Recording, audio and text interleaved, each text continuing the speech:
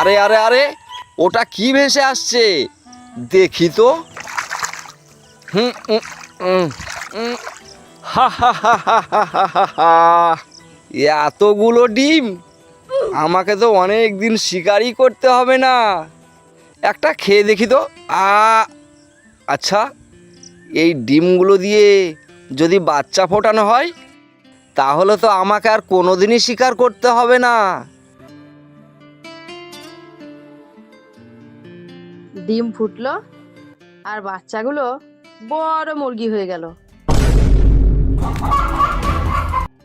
সে প্রত্যেক দিন ডিম খেতে পেত, কিন্তু সেই খাঁচায় একটা শেয়ালের নজর পড়ে।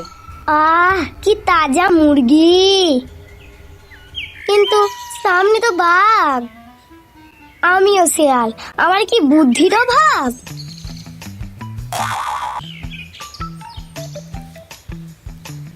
কি ব্যাপার বাঘ মামা, তোমার মুখটা কেমন শুকনো শুকনো লাগছে? ঠিক মতন খাওয়া দাওয়া করছো না নাকি? হ্যাঁ, না মানে ওই আর কি। কিন্তু তুই কোথায় গিয়েছিলিস? এই তো মধু খেতে গিয়েছিলাম। মধু? সেটা আবার কোথায়? এই তো এই পাশে, তুমি জানো না নাকি? হ্যাঁ রে, তা আর মধু নেই? এই তো কাজ হয়েছে, থাকবে না কেন বাঘ মামা, অনেক মধু আছে। মধুকে বড্ড ঘুম পেয়েছে। এই বলে শিয়াল পাশের একটা ঝোপে লুকিয়ে পড়ে। শেয়াল মনে হয় আমাকে সত্যি কথাই বলেছে। যাই, আমিও মধু খেয়ে আসি। আর শেয়াল খাঁচার কাছে এসে একটা মুরগি ধরে নিয়ে চলে যায়। আর এদিকে বাঘের নাজেহাল অবস্থা। কোথায় মধু?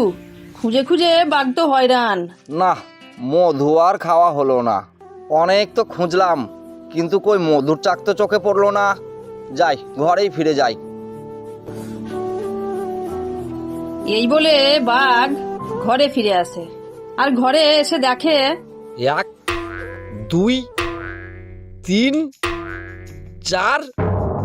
আরে, আমার আর একটা মুরগি কোথায় গেল? মনে হয় কেউ মুরগি চুরি করছে। আজকে রাতে লুকিয়ে দেখতে হবে। এই বলে বাঘ পাশের একটা ঝোপে লুকিয়ে পড়ে আর দেখতে থাকে। আজকেও মাকে বোকা বানিয়ে একটা মুরগি খেয়ে আসি। কি ব্যাপার, বাঘ মামাকে তো কোথাও দেখতে পাচ্ছি না। আই যখন তখন একটা মুরগি নিয়ে হাঁটা দেই। এই বলে শিয়াল সেখানে যায় আর আবার একটা মুরগি ধরে নিয়ে চলে আসে, আর বাঘের সামনে পড়ে যায়। বজ্জাত শেয়াল, এর শাস্তি তুই পাবি। এমন শাস্তি দেব। ওরে বাবা রে, বাঁচতে চাইলে পালাই। ছাড়ো বাঘ মামা, ছাড়ো।